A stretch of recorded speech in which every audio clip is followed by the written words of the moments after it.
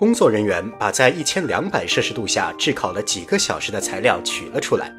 让我震惊的是，没过一会儿，另外一位工作人员直接上手拿住了烧得黄彤彤的方块，并且毫无表情变化，甚至又换了一个方块拿。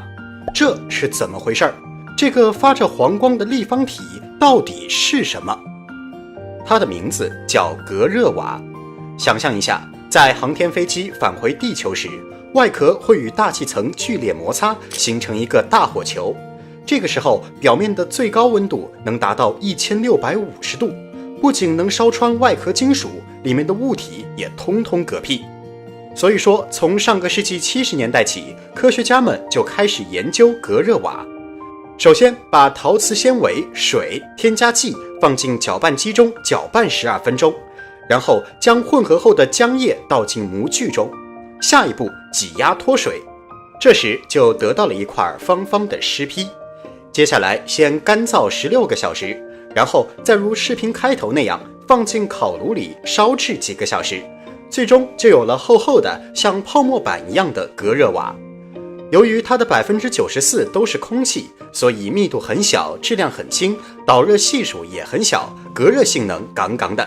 与此同时，它的比热容也不高，在加热后能快速释放热量，尤其是材料的边角处，所以也不难理解为什么工作人员会那样拿了。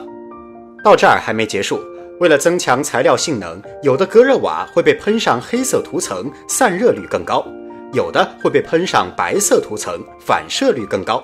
自然，它们应用的位置也不一样。以哥伦比亚号航天飞机为例，在机身上表面贴的是白瓦，它们面朝太阳，可以减少阳光辐射；在下表面贴的是黑瓦，面对大气层摩擦能抵抗更高的温度。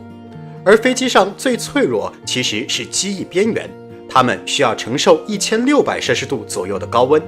因此就需要贴一种浅灰色的增强碳碳瓦。不过让人唏嘘的是，2003年哥伦比亚号在返回地球的过程中，因为飞机左翼前缘的隔热瓦受损，导致1400度的空气冲入机翼并融化了内部结构，最终7人全部遇难。现在随着科技的不断发展，隔热瓦也在不断精进。